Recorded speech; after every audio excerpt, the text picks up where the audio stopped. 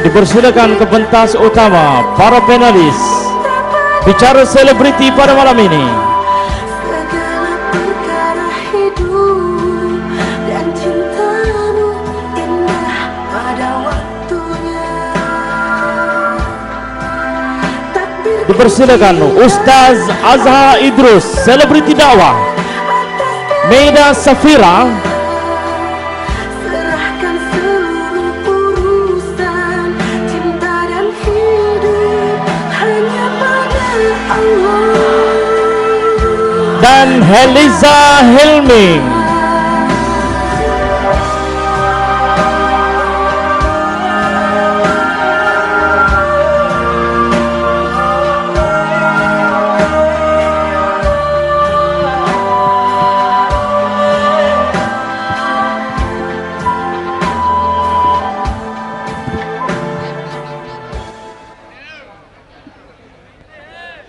Dipersilakan Ustaz Noah Azhariza untuk mengendalikan majlis pada malam ini. Bismillahirrahmanirrahim. Assalamualaikum warahmatullahi wabarakatuh. Alhamdulillahi rabbil alamin. Wassalatu wassalamu ala ashrafil mursalin wa ala alihi wa ashabihi wa man tabi'ahum bi ihsanin ila yaumiddin. Amma ba'd. Seluruh div-div kehormat, seluruh panelis jemputan pada malam ini, seterusnya muslimin muslimat, adik kakak dan rahmati Allah Subhanahu wa taala sekalian. Wanawi basuh belakang dah ke? Allah, hujan amat orang tua dia panggil. Tengok-tengok budak je lari. Orang tua tak lari. Alhamdulillah, kita bersyukur kehadrat Allah Subhanahu wa taala dengan sedikit ujian. Allah Taala nak wis sejuk udara. Kau mana? Panas-panas ni turun sikit ujian untuk sejuk. Alhamdulillah. Program pada malam ini adik kakak dapat kita teruskan sebagaimana yang dirancang insya-Allah.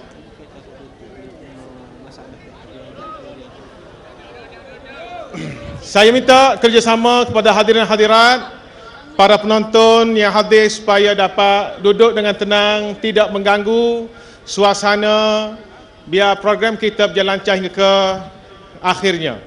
Satu pengumuman penting kepada Myvi TBH 3117 dan Satria Neo CCK 3404. Sila padamkan lampu kereta anda jika tidak mahu nolak klik lepas ni. Kalau minit tolak dah tak ada masalah. Alhamdulillah, bersama-sama kita panelis yang kita sedia maklum terpampang di banting-banting, di banner-banner, dada-dada akhbar yang kita semua tunggu-tunggu. Alhamdulillah pada malam ini dapat bersama-sama dengan kita semua pada bicara selebriti siri yang ke-6. Hadirin hadirat rahmati Allah Subhanahu wa taala sekalian, saya perkenalkan di sebelah kiri saya yang saya rasa tak perlu kita perkenalkan. Kau mana? Ada hendak kenal lagi ya? Berat nana. Ada kat cetang, hendak kenal Ustaz Azhar, ada kat cetang.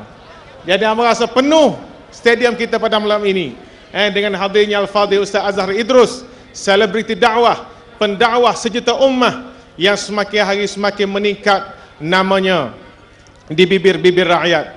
Di sebelah kanan saya bagi dua dengan Ambo. Ambo 115, dia 75. Tak siapa pun.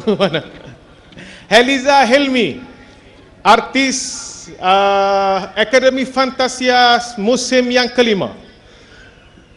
Sebagaimana kita dapat lihat di kaca TV sekarang berada di hadapan kita. Saya pun kohor kedepan. Heliza Hilmi insya-Allah bersama-sama dengan kita, sama-sama berasal dari Terengganu. Ustaz Azhar dari Terengganu. Apa nama ni? Heliza Hilmi juga berasal daripada Terengganu. Dan di hujung sana, cek ke agak-agak. Artis ataupun panelis undangan khas kita pada malam ini, saudari Maida Safira, pelakon filem Ketika Cinta Bertasbih. Baru ni kita jemput Oki Setiadewi, heroin. Kita jemput Mas Azam, hero. Sekarang ni kita jemput adik hero. Adik hero pun kira heroin jugalah. Cuma mak hero tu dalam perancangan. Muslim-muslimat dirahmati Allah Subhanahu wa taala sekalian, sedang berlangsung sekarang ini perlawanan bola antara Malaysia dengan Indonesia. Di Stadium Sultan Muhammad Kepak berlangsung juga perlawanan 3 Malaysia, 1 Indonesia.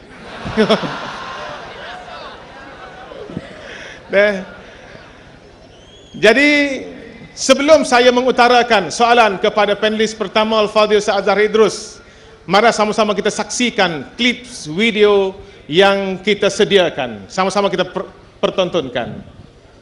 Silakan. Satu fenomena soal jawab kehidupan seharian Saya akan jawab pada malam ini, boleh? bersama Ustaz Azhar Idrus. Cara sambutan tu yang menjadikan haram.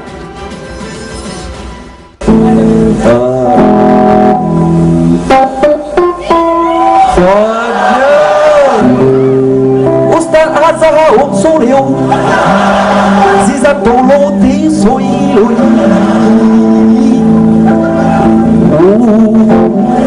Jangan sampai jadi najis.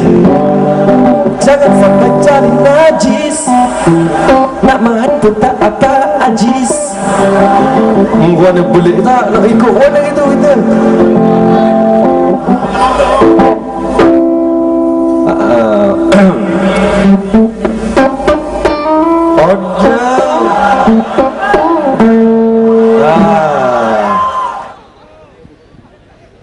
Takbir. Begitulah hadirin hadirat sekalian, tu cerita 2 tahun lepas Ustaz, sambutan tahun baru di Shah Alam tahun lepas. Malam ni Ustaz tidak akan main gitar. Malam ni ada persembahan istimewa daripada Ustaz di akhir rancangan, kita sama-sama tunggukan insya-Allah. Al-Fadhil Ustaz Azhar Idrus, satu nama besar dalam masyarakat Malaysia hari ini. Pelbagai gelaran yang diberikan kepada beliau. Ustaz selebriti, Ustaz YouTube, banyak lagi nama. Kuliah Ustaz tak perlu dipertikaikan, dihadiri belasan ribu, malah ada setengah-setengah tempat puluhan ribu yang hadir mendengar kuliah Ustaz. Tak termasuk lagi hak dengar melalui siaran langsung dalam internet. Macam malam ni tak tahu berapa belah ribu hak ada ni, internet lagi ramai orang melihat. Jadi Ustaz, kuliah Ustaz dihadiri puluhan ribu, sedangkan sebelum ini Ustaz belum pernah pun keluar dalam kaca TV. Ustaz-ustaz hotobik kaca TV ada setengah-setengah pun orang tak kenal. Kuliah maghrib di masjid 5 orang ada. Padahal Ustaz TV dah tu. Kuliah maghrib 5 orang, jenera 3 orang. Duk kuti kapek seorang, ketah-ketah, bluebell kapek. Ustaz TV. Ustaz Azhar ni bukan Ustaz TV.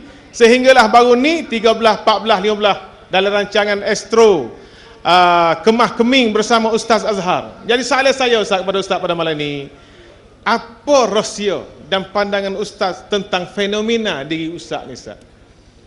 Mungkin satu soal tambahan lagi. Saya juga dapat tahu Ustaz ni aktif dalam fotografi, ada blog tersendiri, berbasikal, bermotosikal. Jadi macam mana Ustaz boleh bahagikan masa berdakwah, berkuliah dengan jadual yang padat, dengan aktiviti-aktiviti sosial sedemikian? Dipersilakan Ustaz.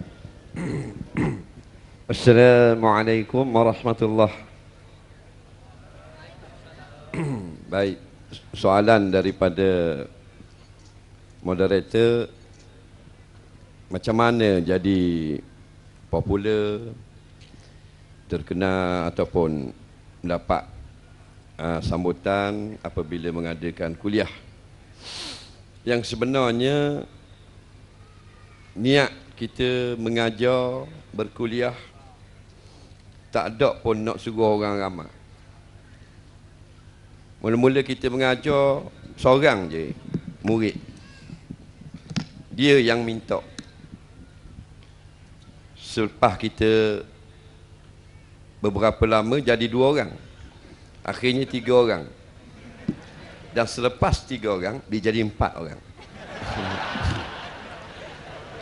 Jadi dah sampai 6-7 orang, dok muat duduk atas tangga. Dia orang minta buat di surau. bila buat di surau dalam 8 orang atau 7 orang sahaja, lebih kurang 5 tahun. Daripada tahun 95 rasa sampai tahun 2000 barulah orang jadi lebih kurang dalam 30 orang. Jadi betul lah kata, jangan mencari glamour, jangan cari biar ramai orang nak dengar kita. Jangan tujuan tu. Tujuan kita ngajar supaya ilmu yang kita belajar tidak hilang. Baik ilmu ni bila kita belajar, tak ada orang nak belajar dengan kita pula, ilmu tu lama-lama hilang. Dia akan hilang gitu je. Jadi kita nak supaya ilmu kita lekat, ada dalam hati sokmo, maka kita ajar orang. Dan sampai kepada tahap masuk dalam TV, sebenarnya orang salah faham. Bukan 13, 14 dan 15. Sebenarnya saya masuk dalam TV sejak 2009. Sebelum daripada 2009 guna kaset. Jadi orang mari dengar, dia tak ada kaset.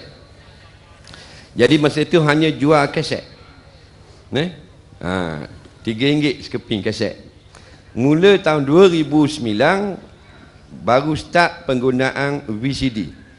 Jadi tahun 2009 lah sebenarnya saya tahun 99 baru start masuk dalam TV. Bukan Astro lah, TV masing-masing. Sebab CD bila kita beli, dia tak keluar gambar dalam CD. Kena balik, cocoh dulu di dek, tubik dalam TV. Betul tak? Takkan dia cocok dengan TV tak ni? Jadi TV lah. Iyalah. Jadi TV lama dah, tahun 99 sebenarnya, bukan baru ni. Jadi sebab orang yang beli CD masa tu, dia balik cocok tengok di TV, bukan tengok di mesinnya. Tengok di TV, bukan tengok di peti sejuk. Betul? Betul. Jadi sampai 2012, ya sebenarnya 2011, channel-channel TV lah, tak payah sebut lah, boleh katakan semua channel TV, channel radio dan majalah-majalah nak supaya saya masuk dalam channel dia, dalam TV dia, dalam radio dia. Cuma kita bincang, kata manager saya, PA saya, ni TV ni nak ni Ustaz, ni TV ni pula nak, TV ni pula nak ni. Jadi kita kata nantilah, sabar dululah, sibuk ngajar. Kata sibuk lah, sibuk. Busy. Jadi payah, akhir-akhirnya puak-puak TV ni, dia orang bincang dengan radio, dia orang minum-minum, dia kata UAI ni payah sungguh lah nak masuk TV. Kalau ustaz lain nak masuk TV, dia ni susah, banyak macam alasan lah. Yang sebenarnya kita malah nak masuk studio tu, main make up muka, nak muka hak lawa dah. Jadi kalau masuk TV kena make up, kena apa, jadi kita kata buang masa benda tu. Kalau terus jadi selalu tak apa, ni kena buat ada benda ni, set dengan time, dengan apa semua. Jadi kita berasa terganggu, kita seronok ngajar kuliah maghrib. Kuliah setiap hari masjid, masjid surah. Sekali mari stadium kena hujang. Jadi last kali Astro, dia orang ni bijak juga, dia kata oleh kerana payah sangat ustaz ni nak masuk dalam TV, kita ambil dia rakaman di mana dia mengajar, dia ikut. Jadi saya kata okey lah, jangan ganggu saya pergi mengajar di mana masjid, awak ikut dan ambil, dan awak edit, jangan sampai rosak hukum. Dia orang pun bersetuju. Sebab tu dapat masuk dalam Astro. Kalau nak harap masuk studio lain tahun lah, kita sibuk sangat. Bukan kita tak suka, tapi masa ni sibuk sangat. Tu iklan tu mula-mula tu nak make up tu, tak boleh make up setuju, okey, tak apalah, tak payah make up. Kemudian dia bagi pula dalam iklan tu apa benda ni, supaya cakap bahasa KL, bahasa baku. Saya kata tak boleh, saya cakap Terengganu boleh. Dia telefon dia, UAI tak mau cakap KL, nak cakap Terengganu iklan. Bos dia kata Terengganu lah, ambil Terengganu. Jadi gitulah, bukan kita nak cari glamour. Jadi bukan kita, jangan kata pula ustaz yang masuk TV tu dia cari glamour. Jadi bila kita tidak mencari, kita ikhlas, jadi Allah akan beri kepada kita apa yang kita tidak minta. Sebab itulah buat sesuatu, cari keredaan Allah, dan dia akan beri kepada kita apa yang kita tidak minta daripada kebaikan. Dan bila kita sudah ramah, jangan sekali-kali rasa hebat, kerana ni semuanya nusrah Allah, pertolongan Allah. Allah boleh cabut bila-bila masa. Saya pun tanya budak-budak kenapa mari ramah. Dulu saya menyamar, dia tahun 2010 ramah, 2009 dah saya tak silap, ramah sangat, sampai semua surau yang saya pergi kena pecah, tak muat. Lepas saya pergi sekali kena pecah, kena renovate. Jadi kita masa tu guna email, jadi email kita menyamar, kita hantar email, kita tanya kenapa minat sangat UAI, dia akan jawab begini, baru kita dapat feedback yang betul. Dia tak tahu kita yang tanya. Dia kata sebab ringkas, orang-orang muda seronok, dan yang penting sekali ustaz jadikan masjid dan surau sebagai pusat hiburan. Jadi betul sungguh, sebab orang muda ni dia suka kehiburan. Orang tua pun suka, ustaz dia suka tak? Suka, tapi dia segang. Takkan nak pergi majlis maknanya hak nyanyi-nyanyi itu. Padahal fitrah manusia suka pada hiburan, suka pada muzik, suka pada nyanyi. Jadi orang muda, sebab tu dia pergi sejik Melayu je ngajar. Jadi dia pergi di konsert sedap, tegedung dang style. Seronok. Jadi semangat selalu. Jadi nyakitnya sebenarnya orang muda dia boleh fanatik dengan hiburan, sonok dengan hiburan, mudah terhibur dengan hiburan. Jadi kita tengok silapnya, sepatutnya masjid dan surau adalah tempat berhibur. Jadi bila orang muda tidak terhibur di masjid, sebab tu dia orang tak suka pergi masjid, ngatuk mata, dah kena molek tu imam. Orang muda mari dia pakai luar jin, ni jelong, tak ada kain pelekat ke mana? Kawan tu baru nak mari pakai luar jin, dia marah dah. Jadi kita jadikan masjid pusat hiburan. Akhirnya kita tengok sekarang fenomena semua masjid puluhan ribu surau semayang atas jalan. Baru itu di Wakaf Baru, di Kampung Sirih, masjid Kampung Sirih, saya tak tahu, saya tengok dalam gambar Facebook orang semayang dalam pokok bunga. Dia atas di dia ada pokok bunga, rupanya ada orang dalam pokok bunga tu. Tak muat dah atas jalan, dia semayang dalam pokok. Mana ni lah satu maknanya bila masjid itu sudah jadi pusat hiburan, orang akan pergi, terutama orang muda. Bukan maksud saya jadi pusat hiburan ni kita buat pergi buang musing atau merry go round letak kat masjid, bukan. Maknanya dengan kuliahnya menghiburkan orang, imam baca pun sedap, menghiburkan orang, buat usrah, kemudian buat aktiviti yang orang muda seronok, benda tu di masjid, mereka rasa terhibur, maka ramai-ramai sekarang suka ke masjid. Kemudian jangan masalah-masalah yang rawami, yang pelik-pelik, yang dalam-dalam sangat, kerana ni orang yang baru dengan ilmu, yang nak lebih mendalami, kemudian daripada tu dengan talaki, dengan ibarat-ibarat yang lebih susah. Jadi untuk orang muda, maka berilah persembahan ataupun kupasan-kupasan yang mereka rasa terhibur, tidak tertekan, walaupun mereka rasa gembira, kedapat poin daripada ilmu, daripada hukum. Akhirnya alhamdulillah berjaya. Kita tengok makin ramai sekarang yang datang ke masjid, terutama anak muda. Kita tak pernah pergi ke Johor, kawasan Batu Pahat dan Muar. Kita pergi pertama kali 15,000 orang, sampai jam jalan, semua kereta polis mari tengok kenapa jam. Akhirnya polis tengok terkejut dan polis bantu untuk selesaikan masalah. Kerana lori balok tengok orang ramai, lori balok slow dan sebagainya. Baik, untuk yang kedua tadi, saya libat dengan fotografi kerana nak tarik orang. Sekarang ini kamera digital murah, 1,000 lebih saja orang sudah boleh beli. Jadi ramai yang gantung kamera digital di tekok, budak sekolah pun boleh beli. Maka ramailah yang ambil gambar. Bila ramai ambil gambar, tak pandai hukum, tak tahu peraturan, keluarlah gambar-gambar yang tidak sepatutnya. Jadi kita nak didik fotografer dengan cara kita libatkan diri dengan fotografi. Maka kita ambil gambar-gambar untuk ajar fotografer bahawasanya gambar yang cantik bukan gambar perempuan buka aurat, bukan perempuan pakai bikini, bukan mesti gambar wajah perempuan. Saya ambil gambar monyet, gambar ayang, gambar lembu, gambar kerbau. Bila orang tengok, orang komen. Sehingga website kita itu sudah sampai 4.100.000 orang komen. Lihat pada gambar saja. Dan ada budak-budak dia buat blog, letak gambar perempuan cantik. Dia ambil gambar perempuan cantik, dia pun letak dalam tu. Hanya dapat lebih kurang 3 orang komen.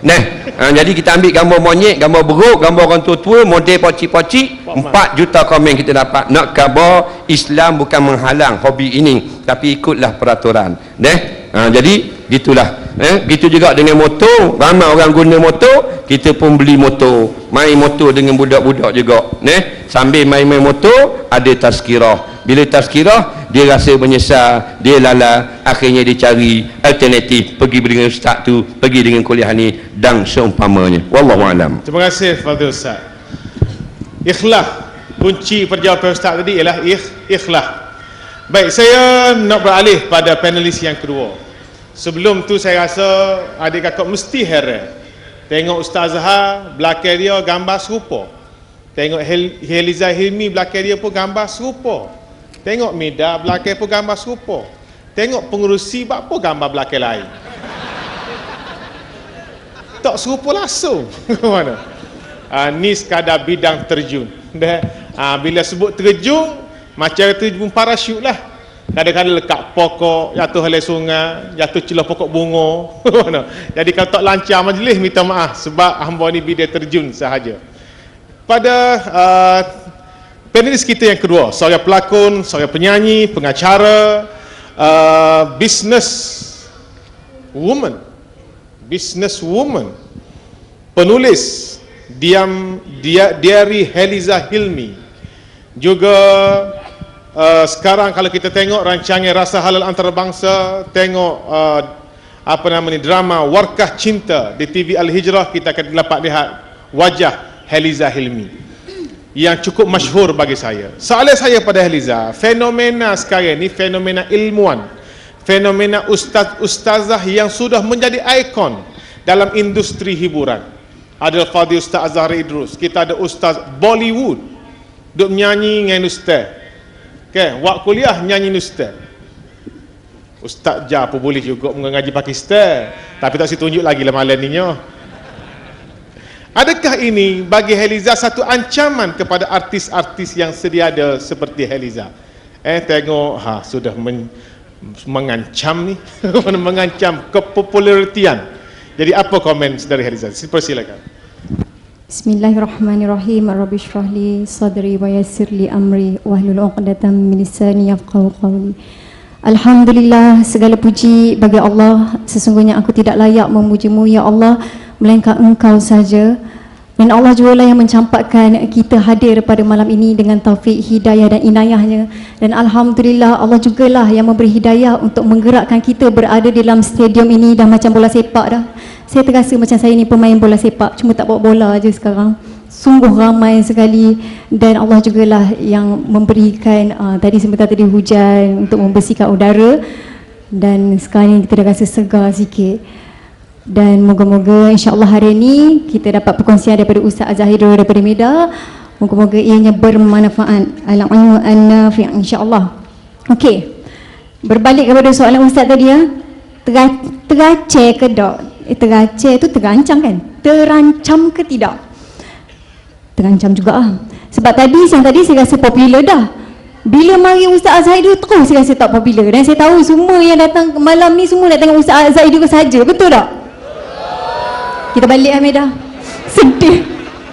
Saya tahu siapa diri saya, tapi demo semua tak boleh buat lagu ni. Tak apalah, saya cakap sampai besok. Stay sini tunggu Ustaz subuh baru bagi clear subuh lah bagi besok ya. Sebenarnya fenomena itulah saya kagum lah Ustaz Azhar Idrus ni kan. Dengan ilmunya yang tinggi, lepas tu dia pandai tackle level-level yang tertentu untuk memberikan jawapan. Masuk dalam apa tu? Kemah keming. Boleh makan Dr. Lempenyu? Boleh. Tak boleh kalau tak ada pitih. Mida juga antara orang yang memang saya sangat kaguming ya, berlakon dalam cerita ketika bertasbih gitu. Ya, pastinya banyak tasbih yang lo simpan ya. Jadi bolehlah kasih hadiah. Saya memang tak malu gitu ya. Nanti saya bagi alamat. Jadi orang-orang yang di atas pentas ini semua hebat-hebat belakang. Jadi saya rasa rendah diri sangat-sangat lah. Memang rendah pun sebenarnya. Rasa rendah diri bersama-sama dengan orang yang hebat-hebat, yang merupakan fenomena. Bila kita cakap fenomena ustazah ini menjadi ikon, adakah artis-artis terancam? Saya rasa ini satu perkara yang sangat baik. Kenapa? Sekarang ni kita tengok, kalau dulu-dulu kita ada pelakon, ada penyanyi yang mewarnai industri seni. Kalau ada acara-acara agama pun mungkin forum perdana macam tu kan.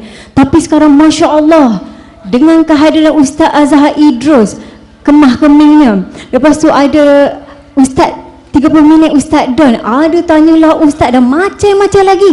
Ini memberi satu kebaikan kepada kami para artis untuk merujuk banyak perkara kepada ustaz-ustaz sini. Dan kita nampak apabila ustaz bersinergi dengan para artis di atas satu pentas, contohnya berforum, saya nampak ia lebih membawa manfaat dan kebaikan insya-Allah. Contohnya macam ustaz dengan Zizang tadi, kan Zizang boleh buat rap, ustaz boleh main gitar dahsyat. Malam ni buat main gitar ke tak?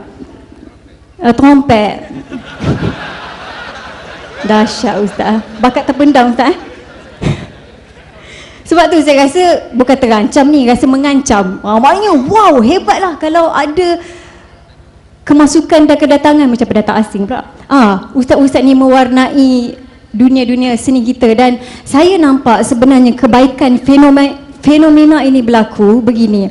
Ia bukan sahaja memberi kebaikan dari pelbagai sudut. Malah saya nampak kan cikgu-cikgu pun boleh guna juga. Kan biasanya ustaz-ustaz ajar ataupun cikgu-cikgu nak ajar ni, ada adik kita kan. Okey, ni gambar apa? Ayam. Ni gambar apa? Burung. Ni gambar apa? Kucing. Tapi kalau adanya dengan teknik interaktif macam ada lagu-lagu, contohnya macam kok, ayam berkokok, ayam berkepak, ayam ada penyakit. Contoh sekarang ada penyakit. Miau, miau, miau, kucing mengiau, kucing berbulu, kucing ada 4 kaki, bo, lembu mengembul, lembu bertanduk, jangan jadi macam lembu. Contoh dia. Jadi ada moral of the story. Dalam masa tu boleh kita selitkan dengan Arab punya bahasa kan. Saya bukanlah pelajar Arab, bukan sekolah agama. Jadi bila ada lagu-lagu macam wahidun satu, isnani dua, hajarun batu, hisanun kuda, salasatun, arba'atun, jubenun. Jubenun 5 pula. Ustaz betul ke jubenun 5 Ustaz? Jubenun mentega, syuratun cepat, Masya Allah. Tapi daripada lagu inilah membuatkan macam kita tahu sesuatu interaktif. Belum lagi kalau bab-bab, contohnya kita bukannya nak jadi macam Syekh Arab lah. Sekurang-kurangnya bila kita jumpa seseorang lah, Assalamualaikum, ana enta. Aku cakap apa bahasa Arab tu? Ana enta je daripada awal sampai akhir. Guna bahasa Arab. Dan salah satu yang memang terjadi pada diri saya, Ustaz, ini kebaikan apabila ada yang mengajar saya tentang contohnya doa dipermudahkan urusan. Macam payah sungguh nak hafal kan. Allah. Allahumma la sahla, Allahumma la sahla. Macam mana kan? Akhirnya saya fikir macam mana nak hafal kan. Jadi apabila ada gabungan ustaz dan juga artis yang memelodikan, contohnya Allahumma la sahla illa ma ja'altahu sahla wa anta taj'alul huzna iza syi'ta sahla. Ya Allah ya Tuhanku, tiada kemudahan kecuali yang Engkau jadikannya mudah. Engkau yang menjadikan kesusahan itu mudah apabila Engkau mengkendakinya.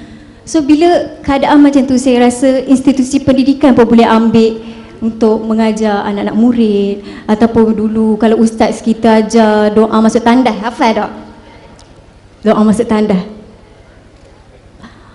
Macam mana orang maksudnya Allahumma inni a'udzubika minal khubsi wal khaba'is, semua ada lagunya. Ataupun ada kan Allahumma barik lana fima razaqtana wa qina azabannar. Walaupun sumbang sikit, itu teknik sumbang. Jadi ayah begitu bagusnya anak aku ni, lepas ni bolehlah baca doa.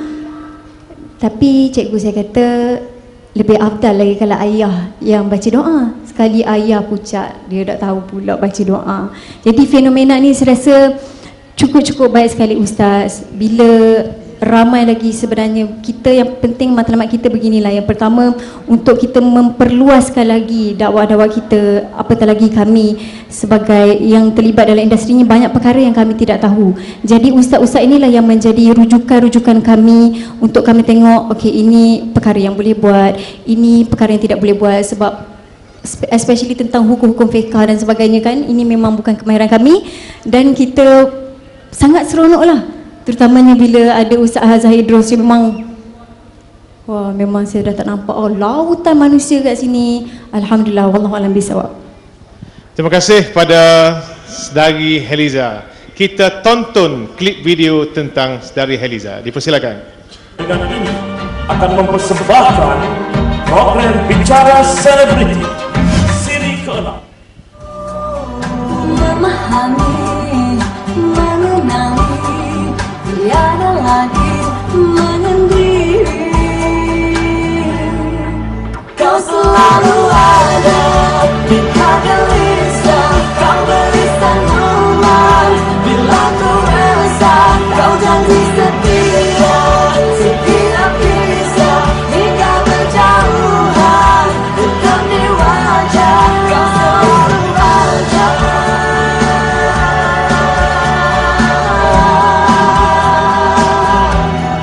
Kau janji setia, setiap kisah hingga berjauhan, tetap di wajah.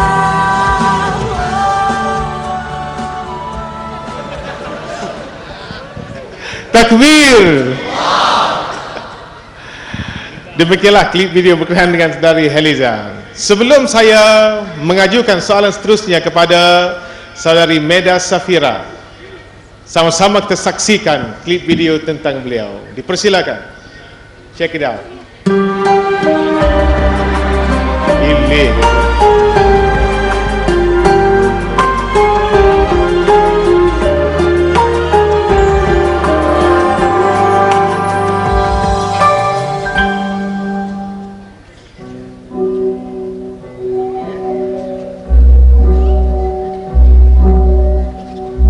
Dalam pandangan Mbak Husna dan Mbak Bintang sendiri, sebenarnya cinta itu apa sih? Cinta adalah kekuatan yang mampu mengubah duri jadi mawar, mengubah cuka jadi anggur. Lo sama? Anta Indonesia? Anda juga dari Indonesia? Mengubah sedih jadi riang, mengubah amarah jadi ramah, mengubah musibah jadi musibah. Itulah cinta. Program Bicara Selebriti siri ke-6. Meda Safira, artis tersohor Indonesia, pelakon ketika cinta bertasbih. Tu bukan Meda, tu Ustaz Jar. Kalau belum tengok cerita tu cerita ketika cinta bertasbih. Dua siri pertama dan siri kedua. Dan untuk makluman semua, sekarang ini Meda telah pun selesai buat penggambaran, malah filem keduanya telah pun disiarkan di pawagam Indonesia yang bertajuk Cinta Suci Zahrana. Itu film ketiga, film keempat. Ya. Keempat. Cinta Suci Zahrana. Maafkan saya, Bu. Saya difahamkan saudari seorang engineer. Ya, betul? Engineer. Soalan saya, mengapa tidak teruskan karier sebagai engineer tetapi memilih juga menjadi seorang pelakon? Malah yang lebih mengkagumkan, saudari memilih filem-filem gender Islami. Dipersilakan. Bismillahirrahmanirrahim. Rabbi shrahli sodri wa yassirli amri wahlul 'uqdatam min lisani yafqahu qawli. Assalamualaikum warahmatullahi wabarakatuh. Boleh ambo coba kecek kelate sikit saja. Apa kabar adik kakak? Sehat kok? Jawab dong. Sehat? Sehat, alhamdulillah. Segala puji dan syukur kehadirat Allah Subhanahu wa taala karena atas limpahan rahmat dan karunia-Nya serta nikmat iman dan Islam dari Allah, kita semua bisa hadir dalam acara ini yang insya Allah penuh berkah, yang mudah-mudahan selepas pulang dari sini kita semua bisa bawa ilmu yang bermanfaat untuk kehidupan kita ke depan. Salawat dan salam senantiasa tercurah kepada Rasulullah SAW beserta sahabat dan keluarga beliau, dan mudah-mudahan kita semua di sini menjadi umatnya yang akan mendapatkan syafaatnya di akhirat kelak. Amin ya robbal alamin. Ya, kenapa saya memilih engineering? Karena saya agak-agak sedikit tomboy ya, jadi saya memang sangat suka kebetulan ayah saya memang engineer, jadi mungkin darah itu turun ke saya sehingga saya lebih memilih pekerjaan yang mungkin banyak didominasi oleh laki-laki. Jadi memang saya enjoy di bidang itu dan saya pengen memberi kontribusi saya bahwa selain saya bisa berakting, saya juga punya ilmu atau bidang lain yang bisa saya kembangkan yang bisa bermanfaat, karena sebaik-baiknya manusia adalah yang bermanfaat bagi orang banyak, sehingga saya ingin coba mengembangkan karir saya tersebut di bidang engineering. Terus kenapa saya tidak melanjutkan? Kebetulan sekarang saya lagi kerja di konsultan perencana bangunan, jadi saya bikin ada beberapa proyek di luar kota, di Semarang, kemudian di Manado, di Kalimantan. Itu saya buat kawasan, kebetulan saya environmental engineering, jadi bagaimana aspek pembangunan itu berpengaruh kepada lingkungan. Jadi saya menganalisis dampak-dampak yang diakibatkan oleh pembangunan atau industri kepada lingkungan, dan kemudian memberikan rekomendasi bagaimana perbaikan atau rekomendasi supaya pembangunan tersebut tidak mencemari lingkungan, seperti itu. Dan saya memang bercita-cita dan punya passion yang sangat besar untuk menjadi lecturer. Karena itu insya Allah mudah-mudahan tahun depan saya bisa melanjutkan kuliah saya lagi, dan cita-cita saya tersebut bisa tercapai. Terima kasih pada Sedagi Mida Safira. Saya ingin maklumkan sedikit berita ya. Sekarang Malaysia meninggalkan Indonesia 2-0. Saya sedih sekali, saya mau pulang. Minta maaf. Soalan seterusnya saya ingin ajukan pada Fadil Ustaz Azhar. Kalau Ustaz ingatlah, ada baru je. Seorang ustazah tu, malas sebut lah nama gapa dia. Tah bukan toh. Dengan te bukan toh. Ustazah ni dia komen sikit cara penyampaian kuliah Ustaz. Dia kata apa Ustaz mengajar macam Maharaja Lawak lah, duk gelak ketawa. Jadi dia macam tak setuju dengan cara Ustaz. Sedangkan cara Ustaz ni telah mendapat tempat di puluhan ribu hati anak-anak muda. Jadi komen Ustaz berkenaan dengan komen ustazah ni. Dipersilakan Ustaz. Saya pun baca komen ustazah ni. Dulu masa kita mengaji ada beberapa orang guru. Di antaranya guru yang menghabiskan masa belajarnya 18 tahun di bumi Mesir. 18 tahun, orang lain pergi Mesir 4 tahun, 5 tahun, dia pergi 18 tahun. Kita minta dengan dia talaki, kita belajar kitab talaki ni huruf demi huruf harfiah. Masa tu kitab dia ajar saya kitab, saya minta kitab fiqh sirah Dr. Ramadan Al-Buti, 2 jilid. Dia ini sangat alim dalam bab sirah dan dalam bab lughah. Okey Ustaz. Sini.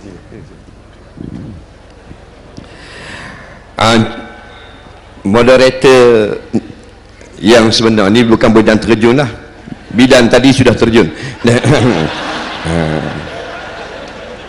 saudara Amin kita yang kita nanti-nantikan. Baik. Jadi bila kita mengajar, kita belajar dengan dia, okey, sebab kita nak belajar dengan dia. Dia baca lagu-lagu mana pun kita tunggu. Kerana kita seorang saja murid. Dia baca kitab, kita dadah seorang diri. Jadi kalau ramai, kalau kita rasa boring guru tu ataupun ngatuk mata, kita balik, kita nusuk belakang, kita tidur ke apa. Tapi dah kita seorang dengan seorang, tak boleh. Jadi terus kita belajar dengan dia. Tetapi lepas pada tu kita minta dia mengajar di masjid di surau. Sebagai tanda penghormatan kepada guru kita sendiri. Jadi buat kuliah di surau, di masjid. Tetapi bila orang malam pertama orang mari ramai, makin lama makin kurang, makin lama makin kurang. Sebab dia serius. Bila ngajar serius gitu, orang-orang tua yang memang tak ada nak pergi mana-mana, tak ada hal, dia duduk sejik tunggu, cengok ngatuk mata gitu. Orang muda-muda nak daripada luar dengar, nak masuk memang tak. Orang yang kita ajak dah muda-muda suruh dengar, akhirnya tak berminat. Padahal dia ngajar tu ilmiah, tetapi strict dan tegas. Tak ada buat lawak, tak ada, strict je. Jadi kita tengok dia ni alim besar, tak berjaya, kita buat panduan. Bila kita nak ngajar orang, bukan kita nak kata kelemahan guru kita, tak boleh. Dan ada beberapa orang lagi yang cukup terkenal, tapi bila kita ajak mari di masjid untuk buat kuliah, tak mendapat sambutan daripada orang muda. Orang tua, okey, pasal dia orang ni duduk sejik je. Orang muda tak minat. Sebab tu bila kita ngajar, kita buat joke dalam satu-satu masalah, dalam satu-satu persoalan. Sebab hukum ni, bila kita duduk itu puang, syaitan dia akan tiup kita kipas nak suruh ngatuk mata. Terutama macam semayang Jumaat lah. Kalau semayang Jumaat, kita tengok. Padahal kalau kita tidur hotel 5 bintang, tak ngatuk mata ke mana? Padahal hotel 5 bintang, katil ni 18 inci tebal, tak boleh lena. Tapi semayang Jumaat jadi. Semayang Jumaat tu panas. Jadi nak tengok benar-benar hotel 5 bintang ialah ketika semayang Jumaat. Khotib baca khutbah tu imam ni angguk 2 orang belakang. Dia angguk tu maknanya aku tak tidur pada, aku dengar. Jangan kata aku tidur orang belakang, aku dengar waktu aku angguk, sebenarnya dia tidur. Sebab apa? Maka bila dengar khutbah dalam keadaan lantang begitu pun orang tidur, maka kalau kuliah biasalah orang tak berminat, terutama anak-anak muda yang memang tidak berminat. Jadi kita selitkanlah dengan joke, buat funny, orang gelak dan sebagainya. Orang pun cerah mata, budak-budak pun seronok. Budak-budak disuka sebut hal cerita hobi-hobi dia, cerita hal motor, hal spoket, hal gitar, hal muzik, hal not, hal chord, masalah kumpulan band-band baru. Akhirnya budak-budak seronok dengar. Dia ni tahu juga. Jadi contoh, bukan mesti sebut gitu. Jadi bila kita buat joke, apa tujuan dia? Untuk tandingan Raja Lawak bukan. Kalau kita nak masuk Raja Lawak, kita daftar Raja Lawak. Nampak? Tapi bukan. Biarlah dia nak kata kita Raja Lawak, Raja apa pun.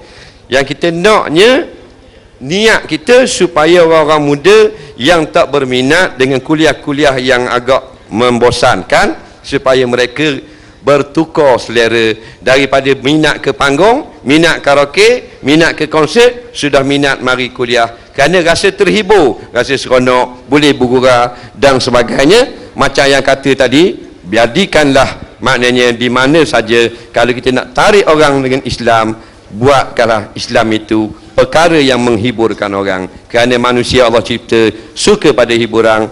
Maka dalam kuliah kita hiburkan mereka dengan sedikit lawak jenaka. Maka bila orang rasa terhibur, masa dia rasa seronok, maka dia akan maintain dan ajak pula kawan dia, "Meh gi, ustaz ni seronok, bagus, tak boring." Lepas tu kita tengok penonton yang ramai, nak Ustaz Don 30 minit ramai mencatatkan penonton. Pasal bukan strict gitu. Ada selik, lucu dan sebagainya. Ustaz yang mengajar Quran budak-budak ni Ustaz apa lupa dah.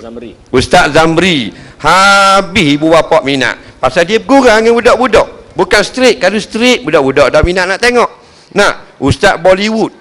Dia bukan baca Quran ikut Hindustan. Dia baca Quran tu ikut style orang Pakistan. Cuma translate ada lagu-lagu Hindustan.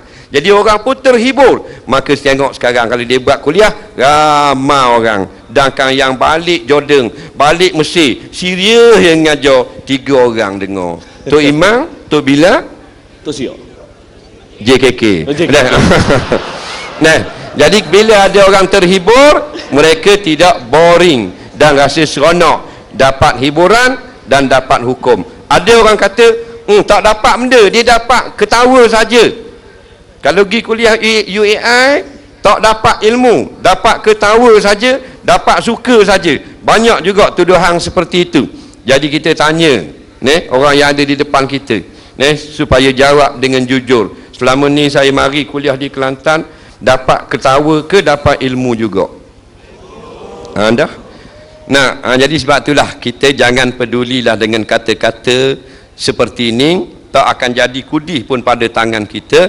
Cuma kita peringat kata-kata orang tua-tua dulu.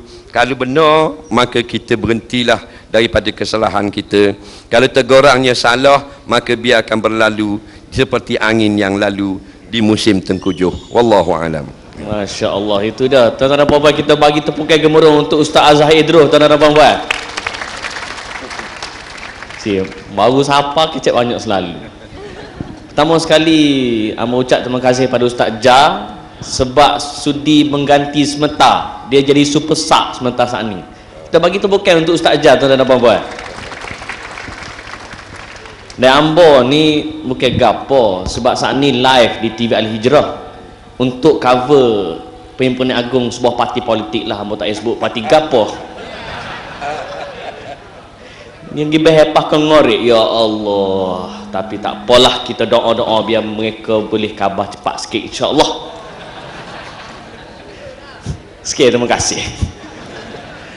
Dan Ambo bawa kereta dari TV Al-Hijrah ke airport Subang dalam masa 25 minit. Besok rekod setakat ni.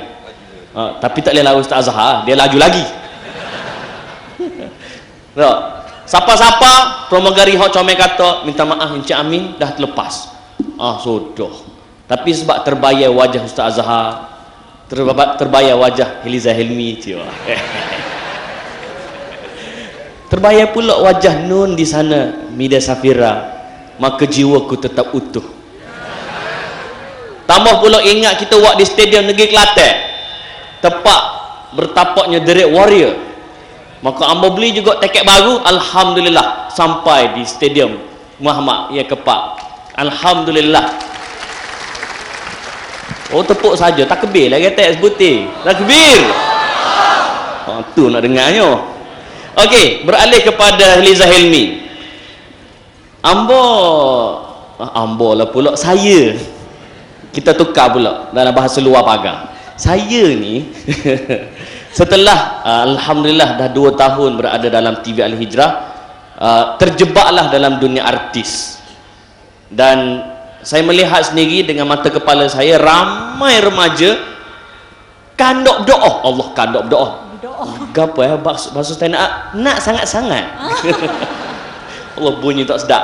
Nak sangat-sangat jadi artis, nak sangat-sangat popular sampai sanggup berhenti sekolah, berhenti universiti demi untuk menjadi artis. Apa komen Eliza Helmi? Jawab. Nak jawab bahasa Kelantan ke? Boleh juga. Bismillahirrahmanirrahim. Okey, dunia ni diciptakan untuk manusia bergerak menuju ke akhirat. Cahaya diciptakan untuk mata kita melihat. Ilmu diciptakan untuk hati kita melihat. Kalau mata kita buta, kita tak nampak jalan di dunia. Tapi kalau hati kita buta, kita tak akan nampak jalan untuk menuju ke akhirat. Jadi bagi saya jangan kita rasakan keseronokan populariti yang hanya bersifat sederhana itu yang akhirnya mungkin boleh membutakan mata hati kita yang akhirnya kita tidak tahu mana satu jalan untuk menuju ke akhirat. Jadi bila kita nak berhenti sekolah kan untuk mengejar populariti, kita tanya balik diri kita, kita nak populariti sebab apa? Sebab untuk keseronokan diri sendiri ataupun kita nak sumbangkan sesuatu yang boleh memberi manfaat lebih banyak. Dan satu soalan yang saya nak ajukan kepada para panel ke ataupun yang kat depan sini, populariti tu kita kena cari ataupun populariti tu akan datang sendiri sebenarnya? Cik jawab. Populariti tu kita kena cari atau populariti tu akan datang sendiri? Datang sendiri. Kalau saya tengok Amir Idris lah, sahabat saya ni kan, dia ni popular jugalah. Memang popular pun sekarang kan. Tapi kalau kita tengok yang dulu sebelum keluar TV, dia dah ada legasi dia dengan buku-buku dia. Dia ada magnet diri. Dia ada aura tersendiri. Dia banyak puji. Memang puji kan. Saja nak minta. Ada apa-apa ke? Nak suruh belanja makan. Okey, kalau Ustaz Azhar Indra sendiri kan mempunyai ilmu yang sangat tinggi tetapi masih tetap rendah hatinya. Sebab tu orang suka sangat-sangat dengan style Ustaz Azhar Idrus yang sampai saya rasa boleh kalah artis kot Ustaz Azhar Idrus kalau buat ceramah. Artis pun buat ceramah gini. Padahal asalnya Ustaz Azhar Idrus cakap dia tak nak pun cari populariti, tapi populariti itu datang sendiri. Ya Ustaz, tak saya populariti Ustaz. Mula-mula lah. Tapi tak tahu sekarang. Tak apa, Ustaz jawab apa ni? Jadi kalaulah bagi remaja-remaja kan fikirkan untuk kita berhenti sekolah, contohlah kan, kalau aku belajar account ke, aku belajar sains ke, akhir nanti aku nak terlibat juga dalam bidang contohnya pengacaraan yang di mana kita tak ambil pun subjek account tu masuk dalam bidang contohnya seperti Amir Idris kan. Jadi tak perlulah belajar, berhenti sekolah sampai situ pun tak ada masalah. Dan mungkinlah apabila dia berhenti sekolah dan dia terlibat dalam industri yang popular, contohnya ada dua kemungkinan. Satu kemungkinan mungkin dia tak akan popular sebab bukan senang nak popular macam Ustaz Azhar Idrus dan Ustaz Amin dan juga Meda. Ataupun satu lagi dia popular tetapi dia ada bermusim sampai tahap itu saja. Dan bayangkan kalau satu hari nanti dia tidak popular, akhirnya seorang demi seorang akan tinggalkan dia dan pada ketika itu dia dengan keadaan yang tidak menuntut ilmunya akan dibiarkan begitu, dia akan rasa down. Dan bagaimana dia nak bangkit balik? Sebab baru-baru ni dalam Cinta Ilmu dekat TV Al-Hijrah bersama dengan Syekh Nuruddin, dia menceritakan tentang betapa pentingnya ilmu tu. Dia kata apa? Adakah beza antara orang yang belajar dengan orang yang tak belajar? Dia kata beza dia sungguh banyak sekali. Umpama langit dan juga bumi, dia kata. Lepas tu ilmu ini kenapa penting? Ia memandu kita dalam kehidupan kita dan Allah menganugerahkan nikmat yang tidak terkira iaitu ilmu ini untuk memuliakan dan membezakan kita antara makhluk-makhluk yang lain. Dan ilmu ini merupakan satu kewajipan muslimin dan muslimat. Jadi andai katalah adik-adik remaja kita nak juga nak jadi popular ni, okey, boleh, dia tak ada masalah. Nak masuk dalam industri ni boleh. Tetapi dia ada beberapa guideline. Mungkin Ustaz Azhar Idrus lagi banyaklah guideline dia. Tapi antara yang boleh saya kongsikan bersama-sama sepanjang saya pun berada dalam industri 5 tahun, ada 6 perkara yang perlu kita teliti. Pertama, macam Ustaz Azhar Idrus sebut tadi juga, niat dia jangan nak cari popular mula-mula. Niat kena sampai. Maksudnya niat kena sampai itu adalah niat kerana Allah Ta'ala semata-mata nak berada dalam industri ini untuk memberi lebih banyak manfaat. Itu yang pertama. Keduanya ialah mesti mencari kawan yang betul. Ini sangat penting sebab bila kita berada dalam industri mungkin ada cabaran-cabaran yang mungkin menggugat. Jadi apabila ada kawan ini yang akan tarik balik. Sebab saya teringat satu kisah Nabi Musa. Kisah Nabi Musa ni apabila Allah turunkan wahyu kepada Nabi Musa untuk Nabi Musa berdakwah kepada Firaun, berdakwah secara lembut. Tetapi Nabi Musa ni dia ada problem sikit sebab dia tak berapa fasih bercakap. Sebab waktu kecil-kecil lidahnya terkena bara api. Jadi Nabi Musa kata, boleh ke nak bawa adik dia Nabi Harun? Jadi Allah kata tak apalah, okey, boleh bawa Nabi Harun tetapi dua-dua kena bercakap. Betul kan saya Ustaz kalau fakta saya salah ya Ustaz? Kedua kena bercakap. Jadi Nabi Musa dan Nabi Harun ni pergilah bertemu dengan Firaun dan dia mengatakan sesuatu sehingga Firaun pada malam itu tidak boleh tidur sama sekali. Persoalannya, apakah yang telah diperkatakan oleh Nabi Musa dan juga Nabi Harun Nabi Harun sehingga Firaun tidak dapat tidur? Mudah je dicakap ringkas. Wahai Firaun, kalau kamu beriman kepada Allah SWT, maka kamu boleh memerintah dunia. Itu saja. Jadi Firaun ni memang sifatnya memang nak memerintah dunia. Jadi fikir dia tak sabar nak tunggu esok hari lepas breakfast dia call penasihat dia, Haman. Bukan nama Haman tu penasihat lah. Dia call, dia kata, apa pendapat kamu tentang perkara ini? Nabi Musa kata, kalau aku beriman kepada Allah, aku bukan rugi apa-apa pun. Jadi aku boleh memerintah dunia. Jadi Haman kata, ni orang kata kena betul-betul pilih kawan dan penasihat. Nabi kata, takkanlah kerana lemah lembutnya Nabi Musa itu sampai kamu nak terpengaruh, sampai kamu nak sujud kepada Allah sedangkan orang lain sujud kepada kamu. Dan ketika itu Firaun langsung tak jadi. Berubah. Kalau tak, mana tahu kokok sekarang ni Firaun pun dalam golongan Islam kan, wallahualam. Itu yang pertama. Jadi kita kena pilih kawan yang betul kalau nak masuk dalam industri atau di mana-mana saja. Macam mana kita nak tahu kawan kita adalah kawan yang betul? Caranya adalah kita kena tengok kawan kita punya kawan. Kalau kawan kita punya kawan berakhlak baik, insya-Allah kawan kita juga akan membawa kebaikan kepada kita. Itu yang kedua. Ketiganya adalah dengan ilmu. Man arada dunya fa'alaihi bil ilm, man arada al akhirah fa'alaihi bil ilm, man aradahuma fa'alaihi bil ilm. Maknanya kita nak dunia kena dengan ilmu, nak akhirat kita kena dengan ilmu. Kalau nak kedua-duanya dengan ilmu. Sebab tu saya teringat satu kisah ketika Nabi Muhammad berhijrah daripada kota Mekah ke kota Madinah. Nabi Muhammad ambil orang pakar jalan berilmu tentang jalan untuk clearkan supaya sampai kat Madinah tu tidak ada masalah. Itu betapa pentingnya ilmu. Keempat pula ialah doa. Doa silahul mukmin. Doa itu merupakan senjata orang mukmin, sentiasa berdoa. Yang kelima ialah mujahadah. Sebab kadang-kadang bila kita tidak ada mujahadah dan keazaman yang ketinggi, mungkin kita boleh tergelincir. Macam mana orang Kelantan cakap tergelincir? Glecor. Gelecek bola. Ngolek Bola. Ngolek bukan. Gelecek ngolek. Gelecek ngolek tu apa?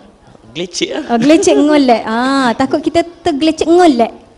Molek tak saya cakap? Oh, siai molek. Okey, boleh. Insya-Allah. Allahu Akbar. Okay, Itu yang kelima. Empat tim Empat Okey, kelima mujahadah, dan keenam ini kata kunci yang cukup penting sekali dan termasuk saya sendiri ialah syukur. La in syakartum la azidannakum wa la in kafartum inna azabi lasyadid. Kalau kita bersyukur, Allah tambah lagi nikmat. Kalau kita kufur, azab Allah amatlah pedih. Kalau kita tengok, kita tak dapat tengoklah sebab Saidina Umar tak ada, tapi kita singkap lagi kisah-kisah Saidina Umar di mana sampai terbentuk kelopak mata macam berair mata sebab Nabi Saidina Umar ni sentiasa menangis. Menangis kerana dia bersyukur, ya Allah, ya Tuhanku, Engkau memilih aku untuk masuk Islam. Punya dia bersyukur Saidina Umar. Begitu juga dengan Nabi Muhammad SAW yang sangat-sangat bersyukur, yang sangat maksum, yang memang confirm masuk syurga. Dia sujud sampai bengkak kaki. Bila ditanya kenapa, dia kata salahkah aku untuk menjadi orang yang bersyukur. Jadi inilah perkara-perkara yang kita perlu lihat. Jangan berhenti belajar lagi. Belajar ni sampai bila-bila? Sampai ke liang lahat dah tak ada nafas. Kalau nyawa-nyawa ikan boleh belajar lagi. Dan kalau dah habis tak ada nyawa, di situlah bermulanya kehidupan kita dalam kubur. Wallahu a'lam bishawab. Maknanya pesan Heliza kepada anak-anak muda, remaja di luar sana, kalau nak jadi artis, silakan, dengan syarat jangan berhenti belajar. Dan menarik apa yang Heliza kata, sebab benda jahat pun kena ada ilmu juga dah, Ustaz Azhara. Perompak. Dia nak pecah rumah, kena ada ilmu, betul tak? Nak cokeh pintu, nak akak bagai, kena ada ilmu. Maknanya kalau benda lagu tu pun kena ada ilmu, apatah lagi kalau kita nak berjaya dunia dan akhirat. Jangan salah faham, nanti kata Amir Idris menggalakkan perompakan. Okey, dan menarik juga Heliza kata doa. Maknanya kita ini sebagai mukmin nak jadi popular ke apa ke, doa jangan tinggal. Sama ada susah atau senang. Kalau senang tu maknanya kita senang, kita bersyukur, doa. Dan kalau kita susah, kita kena zalim pun kita boleh berdoa. Betul tak? Maknanya ini menunjukkan bahawa dalam Islam harus kita berdoa walaupun sesama Muslim, kalau hak Muslim tu menzalimi Muslim yang lain. Setuju?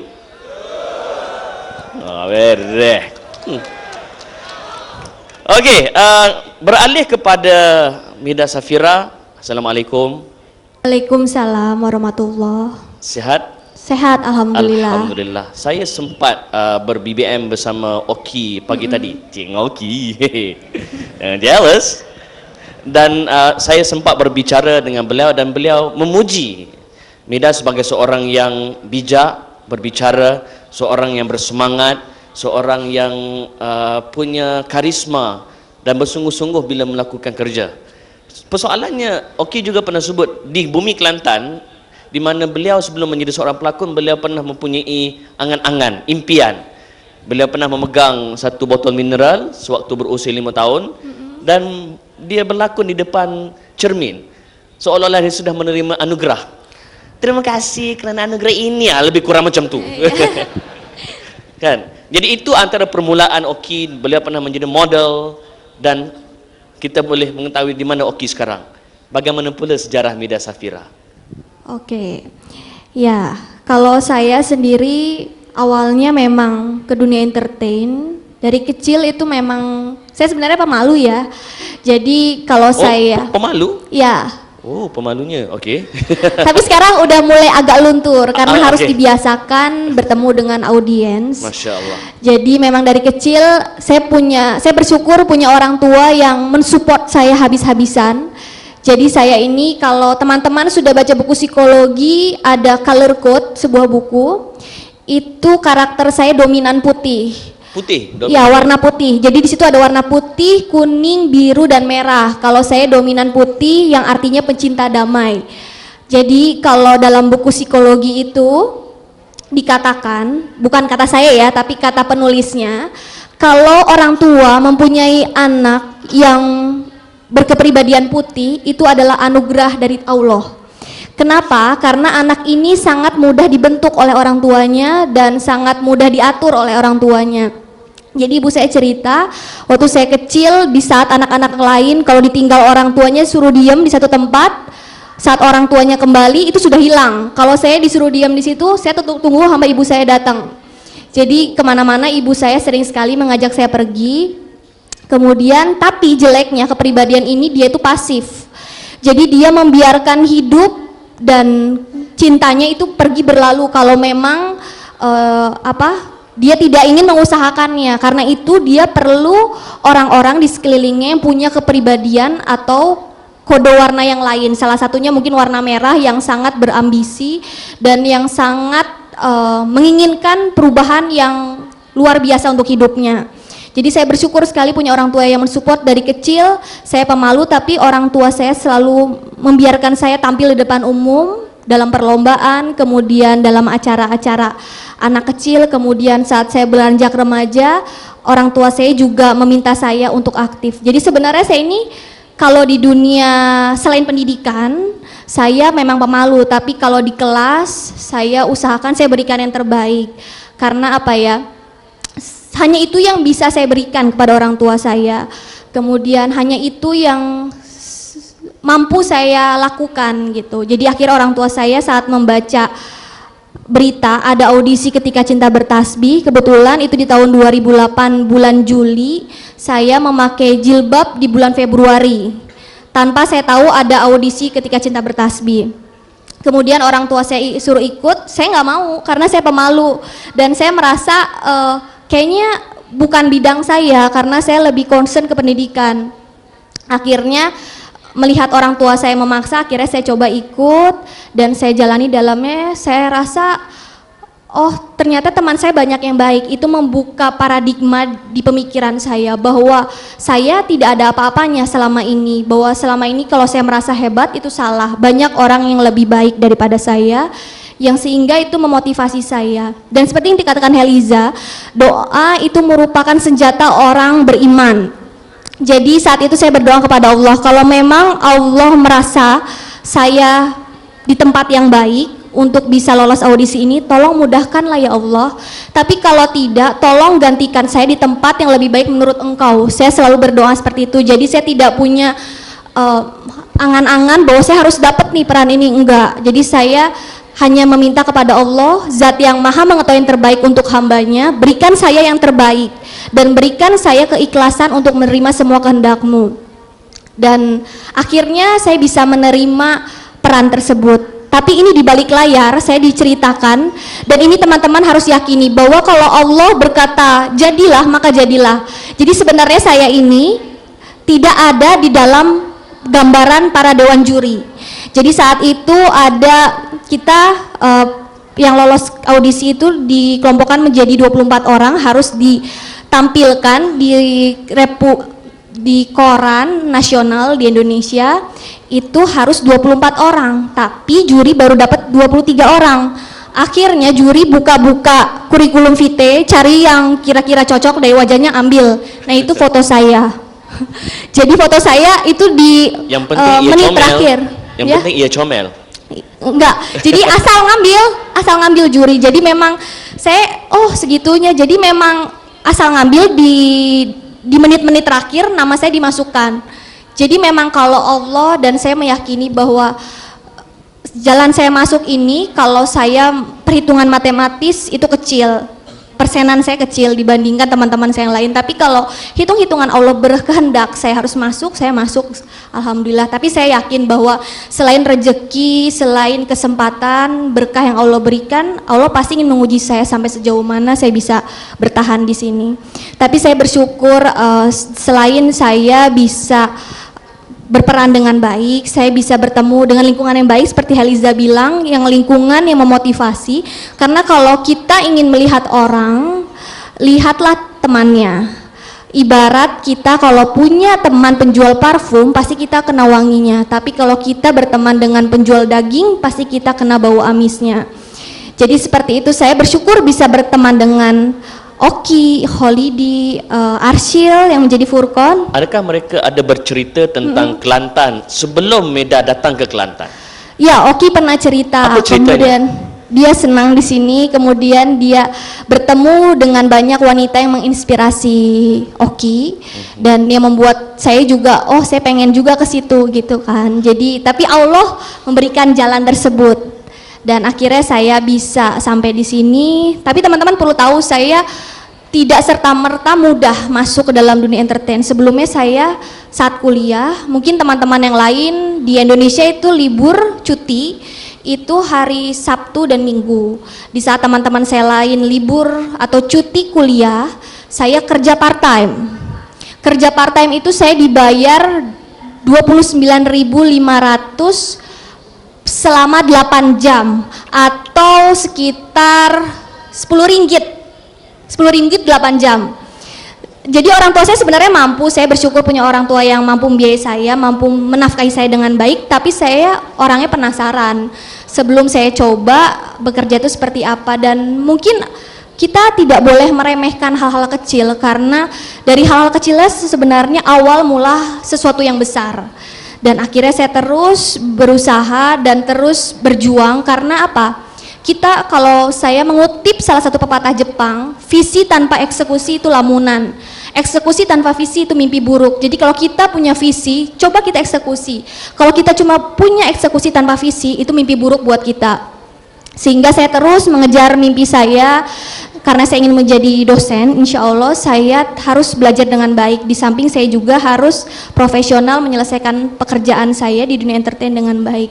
Dan alhamdulillah, kalau teman-teman tahu, saya kuliah di Bandung, syuting saya di Jakarta, itu jarak Bandung sampai Jakarta 3 jam. Saya syuting sampai jam 3 pagi, sedangkan jam 7 pagi saya harus kuliah.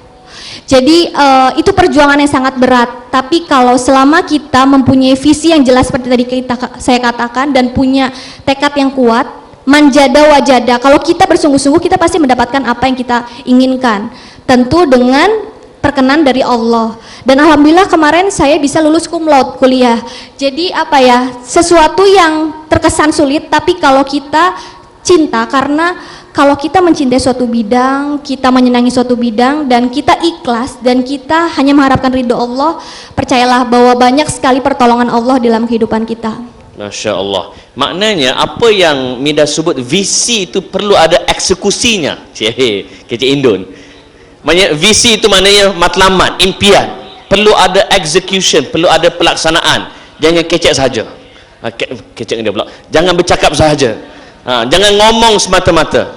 Ya, jangan jadi NATO, no action, talk only. Ya, kalau kita nak pada Islam, biar tentu kita buat Islam betul-betul. Setuju? Baik. Okey, itu bicara Haliza dan Mida Safira. Nak kembali pada Ustaz Azhar. Bercakap tentang hiburan Ustaz Azhar, masih ada orang yang menganggap bahawa hiburan ni haram tok-tok. Tak ada sebarang toleransi. Hiburan ni haram. Oh, boleh buat pantun. Hiburan ni haram. Jadi persoalannya Ustaz Azhar, adakah di sana tidak ada ruang langsung Islam membenarkan hiburan? Sebab banyak sirah berlaku Nabi Muhammad SAW pergi ke rumah bertemu Aisyah dan nampak wanita sedang menyanyi. Sayyidina Abu Bakar kata, ini sorok-sorok setan. Tapi Sayyidina Abu Bakar, Nabi Muhammad SAW tak marah pun. Dia kata tak apa, teruskan. Gapo indikator di sebalik hadis ini? Adakah ini menunjukkan bahawa ada ruang untuk kita berhibur? Ustaz Azhar, silakan. Terima kasih. Sama-sama. Baik, masalah ada lagi suara-suara yang mengatakan hiburan haram. Bila hiburan haram. Baik. Yang pertama sekali saya nak sebut perkataan tu memang salah. Hiburan ni daripada perkataan hibur. Lepas tu tambah ang, hiburan. Macam buah tak ada asap rambut, tapi tambah ang jadi buah rambut tang. Jadi bila kata hiburan itu haram, tak kena sangat.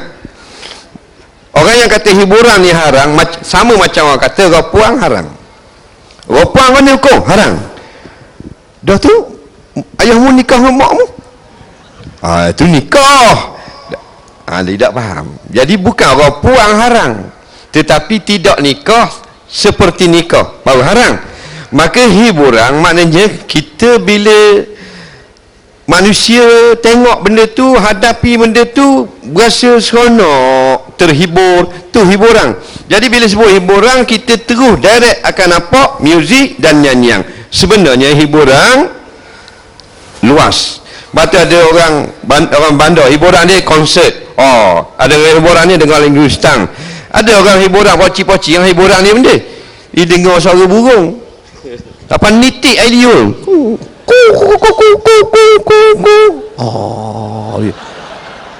Terhibur. Jadi hiburan bukan haram. Jangan kata hiburan haram. Macam bank haram. Itu salah. Bank bukan haram. Yang haram adalah benda yang diharamkan dengan sebab tertentu. Kadang-kadang kita kata dia ni pinjam, beli rumah dia pinjam, dia hutang. Haram. Tunggu saya kata hutang haram. La ilaha illallah. Ni deras sangat. Nampak? Lepas tu kalau tak pandai, duduk diam, jangan bising. Dia nak nampak sangat tak pandai. Bukan hutang tak haram. Kalau hutang haram, tak ada bab hutang dalam kitab fiqh. Dan kan dalam hadis-hadis membenarkan hutang. Yang haram berhutang dengan bank dengan cara riba. Baru haram. Bank bukan makna haram. Bank tempat sipang pitih. Kalau mu ada pitih, tak ada sudah. Itu makna bank. Makna hiburan, tak kira lah. Orang ni berhibur dengan apa? Tengok anak-anak. Hiburan juga. Anak-anak tu hiburan. Di balik dia tengok anak dia. Seronok anak dia menari, kakak kecing, kakak geluling, kakak berok. Terhibur hati dia. Nak tengok muka mak dah jadi hiburan, pasal meweh sama muka. Jadi tengok anak hiburan. Ada orang terhibur dengan tengok lombok. Dia tengok ombak mari dum tadi hati dia merana, sekarang sudah bahagia melihat hebatnya Allah atur satu demi satu ombak. Ombak menjadi hiburan, mana menghiburkan dia daripada gundah gulana. Jadi kalau kata hiburan itu haram, benar-benar orang ni memang tidak ada ilmu dalam perkataan. Ataupun dalam percakapan, apatah lagi dengan hukum syarak. Baik, yang kita selalu dengar iaitulah perbahasan mengenai muzik, seperti yang saudara Amin kata tadi. Jadi kenapa dan apa hukumnya tentang muzik dan nyanyian? Masalah ni tidak akan selesai, kerana telah pun diselesaikan oleh ulama-ulama. Tak akan selesai kalau kita bakit balik. Jadi benda yang telah siap, dia tidak akan selesai. Sebab tu dia ada pandangan yang agak kontroversi. Seperti semuanya haram. Dia sebut muzik semua haram. Kalau nyanyi semua haram. Ada pandangan yang mengatakan boleh. Boleh muzik, boleh nyanyi, tak ada masalah sikit pun. Dan ada pandangan yang berdiri di tengah-tengah. Muzik dibolehkan, alat muzik dibolehkan, nyanyian dibolehkan dengan syarat patuhi hukum syarak. Sebab itulah bukan kata muzik. Datang agama Islam, dia kawal semua benda supaya tak lopak pagar. Dalam bab berjual beli, jangan langgar peraturan Islam. Kalau tidak, haram jual beli. Dalam bab sewa menyewa, jangan siapa langgar. Kalau tidak, haram sewa menyewa. Begitu juga dalam bab hiburan. Jadi orang kata tak, muzik ni memang haram sungguh. Dalil hadis Bukhari yang Cik Amin kata tadi, Nabi tengok orang perempuan nyanyi, Nabi biar. Kenapa hadis ini tidak digabungkan dengan hadis yang sangat popular tentang haram?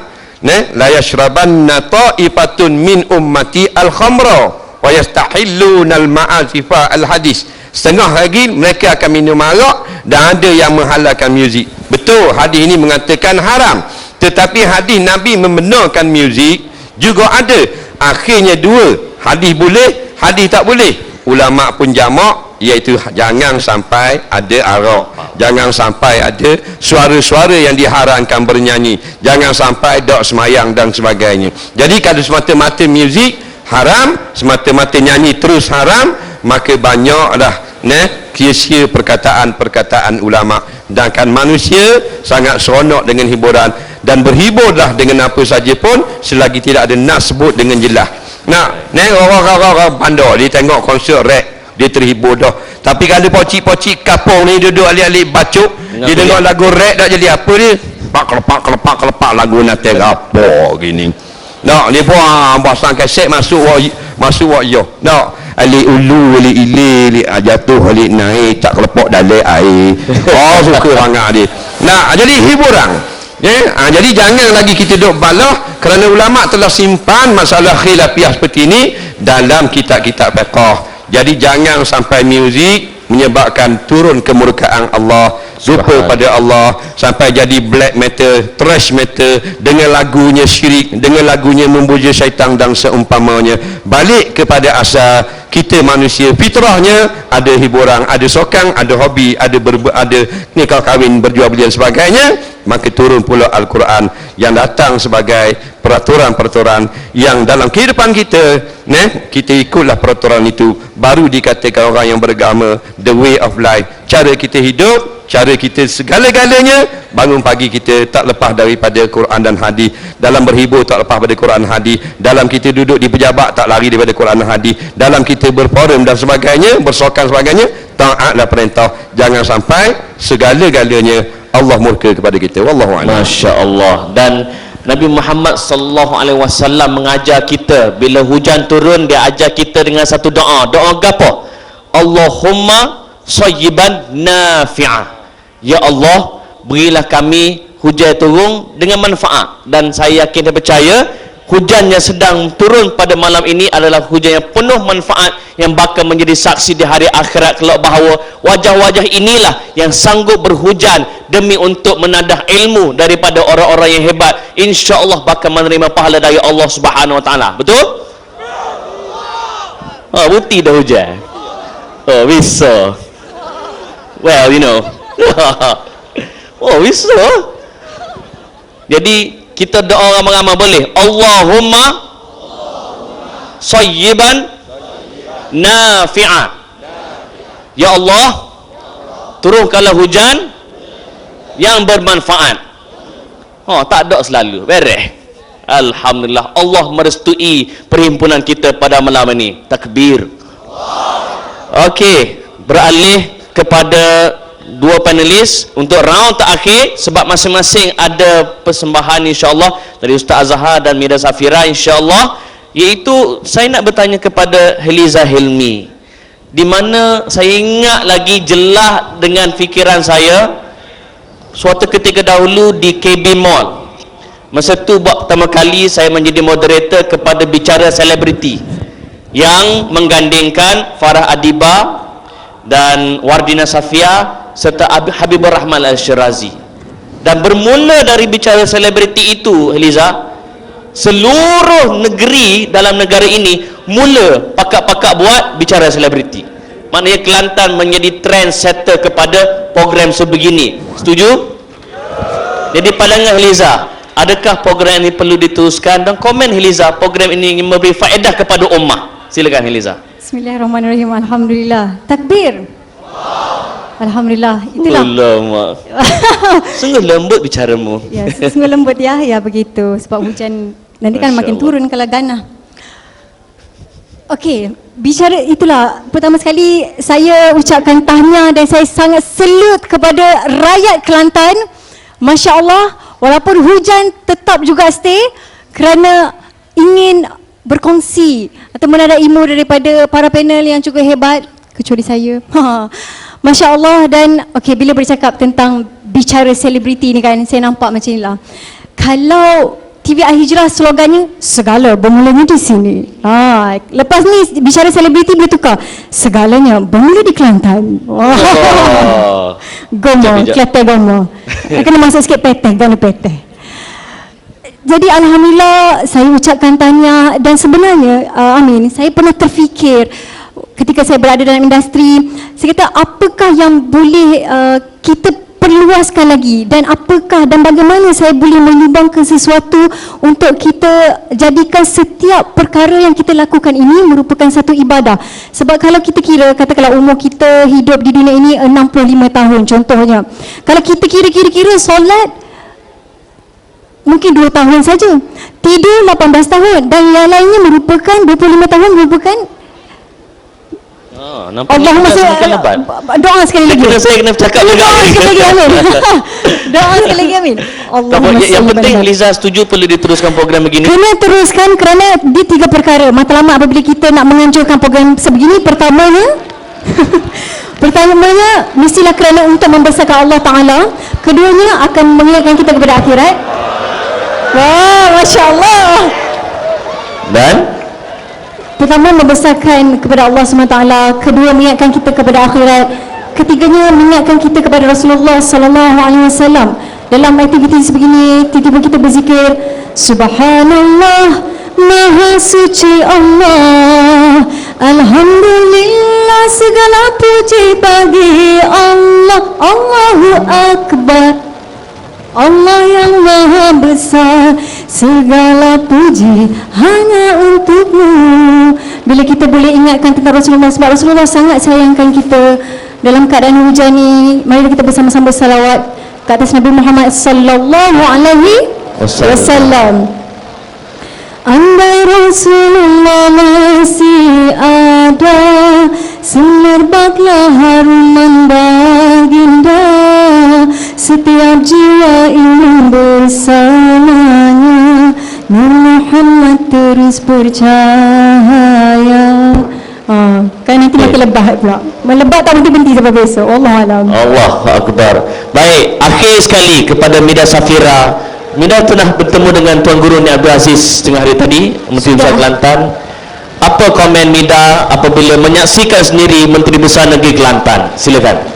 Ya, itu suatu kehormatan untuk saya bertemu dengan pemimpin, mungkin salah satu pemimpin yang bisa dijadikan contoh untuk kita semua nanti. Semangat ya, bisa dijadikan contoh untuk kita nanti kalau seandainya kita bisa menjadi pemimpin. Beliau pemimpin yang tawadu, kemudian tadi saya mendengar cerita bahwa beliau ini hanya mengambil gaji pokok saja, sisanya diinfakkan. Saya jadi teringat dengan sahabat Rasul. Jadi ini bisa jadikan tauladan untuk kita di zaman sekarang, masih ada pemimpin yang bersikap tawadu seperti itu. Yang mudah-mudahan bisa kita tiru nanti ke depannya. Gitu. Ya, insyaAllah. Baiklah, puan-puan, pelajar hadirin hadirat sekalian, saya rasa kita pause kejap buat seketika. Yang penting rakyat Kelantan akan sentiasa bersemangat untuk menuntut ilmu, insyaAllah. Dan saya menunggu arahan dari pihak penganjur, adakah nak teruskan atau tidak. Okey, rakyat Kelantan nak terus ataupun nak rehat sebentar? Sungguh sengati. Allahu Akbar. Okey, maka dengan ini kita akan mendengar persembahan puisi Dari Mida Safira ke nak Ustaz Azhar dulu? Nak Ustaz Azhar dulu ke Mida Safira dulu? Okey, saya silakan Mida Safira untuk terlebih dahulu menyampaikan persembahan puisi untuk rakyat Kelantan yang cukup mengagumkan pada malam ini. Takbir. Ya, sambil duduk aja ya. Bismillahirrahmanirrahim. Sebuah puisi yang berjudul Pertanyaan yang Terjawab. Pertama kali kabar itu datang, kabar undangan dari negeri nun jauh di seberang sana. Sebuah negeri bernama Kelantan. Kelantan, sontak itu menjadi pertanyaan besar. Pertanyaan besar yang melingkupi ruang pikirku. Pertanyaan besar yang melingkupi waktuku. Seperti apa negeri Kelantan itu? Seperti apa masyarakatnya? Seperti apa budayanya? Dan waktu pun terus beranjak hingga waktu itu pun tiba. Aku menjejakkan kaki di negeri yang baru, di negeri yang masih misteri di dalam pemikiranku. Sedikit demi sedikit coba aku selami. Sedikit demi sedikit coba aku jawab pertanyaan yang berkecamuk di pemikiranku. Oh, ini Kelantan. Sebuah negeri yang cantik. Yang cantik tidak hanya dari kulit luarnya, namun cantik yang sesungguhnya. Kenapa aku bisa berkata seperti itu? Karena di sini aku temui lagi kebingungan ilmu yang akan terus menambah wawasanku. Di sini aku temui budaya yang mengagumkan, budaya yang menjunjung tinggi nilai-nilai keislaman, budaya Islam sebagai landasan pemerintahannya, budaya Islam sebagai ruh masyarakatnya. Dan di sini juga aku bertemu dengan wanita-wanita yang tangguh, wanita-wanita yang ikhlas menjalankan perannya sebagai ibu, peran sebagai madrasah ilmu pertama untuk anak-anaknya, untuk buah hatinya, untuk pejuang-pejuang Allah. Ya Allah, sujud syukurku untuk Engkau, karena Engkau telah hadirkan aku di negeri ini, di negeri yang insya Allah penuh berkah-Mu, di negeri yang penuh dengan ulama-ulama-Mu, di negeri dengan pemimpin yang tawadu, di negeri di mana umat-Mu saling mencintai sesamanya karena Engkau. Ya Allah, ya Allah, berkahilah perjalananku ini.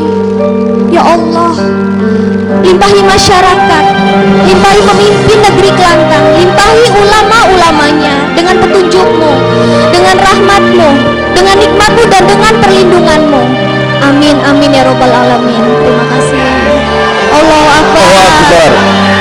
Okey, selama ni kita dah dengar beliau main gitar, selama ni kita dah benar dengar beliau berkuliah. Malam ini kita mendengarkan puisi hanya di negeri Kelantan dari Ustaz Azhar Idrus. Persilakan Ustaz Azhar, silakan.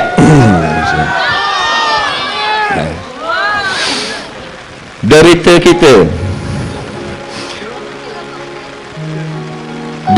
kita menanti majunya negara. Derita kita kerana jualan di kedai yang kurang memberangsangkan.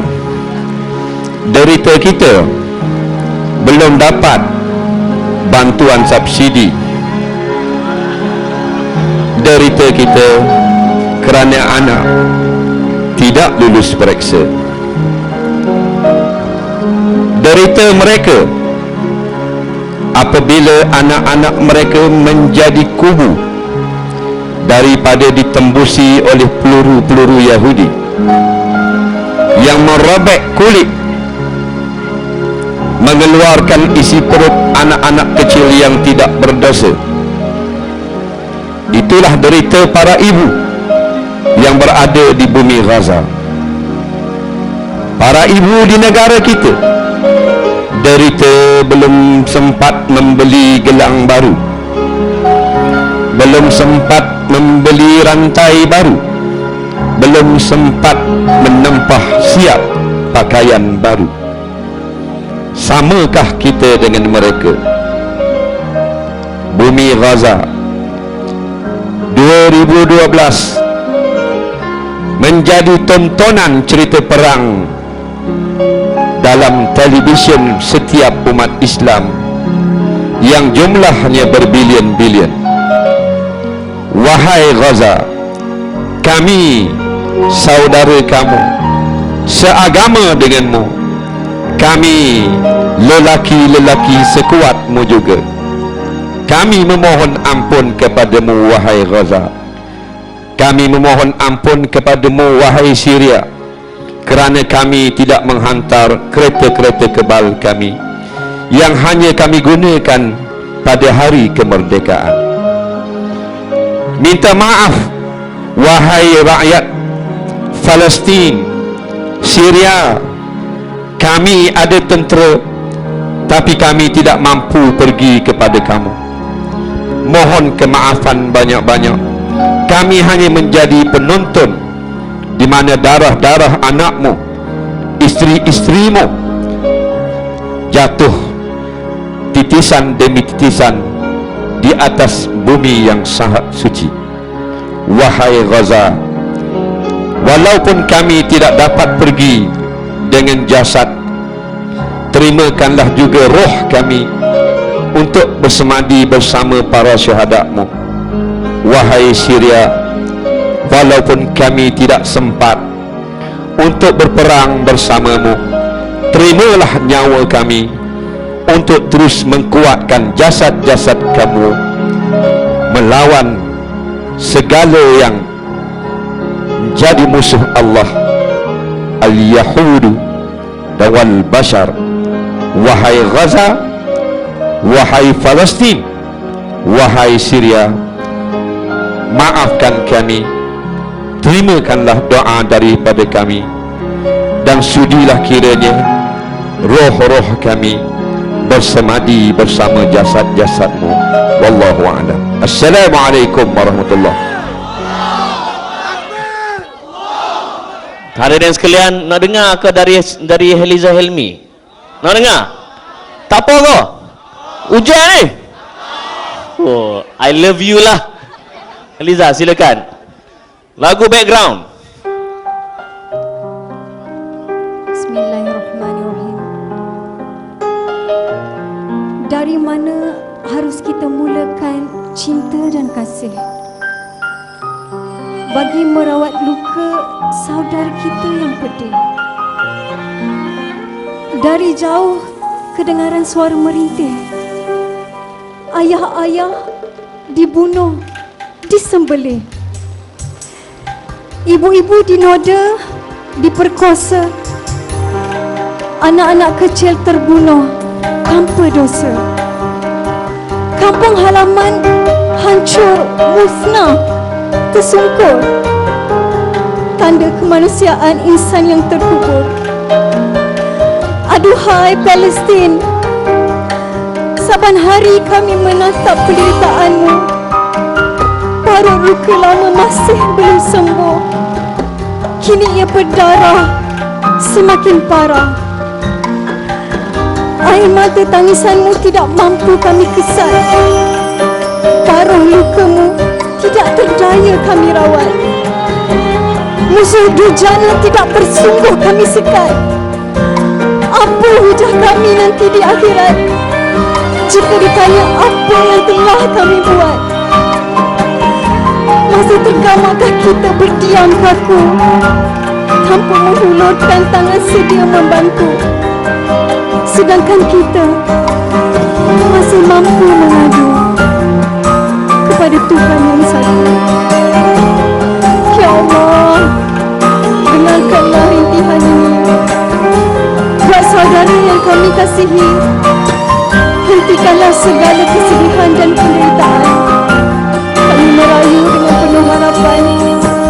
Hancurkan kezaliman, musnahkan penindasan, hantarkan pertolongan, pasakkan keyakinan. Semoga ia berakhir dengan kemenangan. Takbir, takbir, takbir. A'udzubillahi minasyaitonirrajim. Bismillahirrahmanirrahim. Allahumma inna naj'aluka fi nuhuri a'da'ina wa na'udzubika min syururihim. Allahumma baddid syamlahum wa farriq jam'ahum wa syattid kalimatahum wa zalzil aqdamahum wa sallit alaihim kalban min kilabik. Ya Qahhar, Ya Jabbar, Ya Muntaqim, Ya Allah, Ya Allah, Ya Allah. Allahumma ya munzilal kitab wa ya mujriyas sahab wa ya hazimal ahzab, ihzimhum wansurna alaihim, ihzimhum wansurna alaihim, ihzimhum wansurna alaihim. Allahumma ansuril Islam wal muslimin wal mujahidin fi Palestin. Allahumma ansuril Islam wal mujahidin. Allahumma ansuril Islam wal muslimin fi Gaza. Allahumma ansuril Islam wal muslimin wal mujahidin fi kulli makan fi Malaysia. Ya Allah ya Rahmanir Rahim. Sallallahu ala ali Muhammad wa ala alihi wa sahbihi wasallam. Walhamdulillahi rabbil alamin. Takbir. Takbir. Takbir. Sekian dari saya malam ini. Maka saya melancarkan tabung derma untuk Palestin yang akan diikuti oleh unit amal. Pastikan anda takkan pulang tanpa menghulurkan bantuan untuk sahabat kita di bumi Gaza, Palestin. Assalamualaikum warahmatullahi wabarakatuh. Tepukan untuk semua panel kita pada malam ini. Dalam takbir penuh semangat yang terakhir. Takbir. Assalamualaikum warahmatullahi wabarakatuh.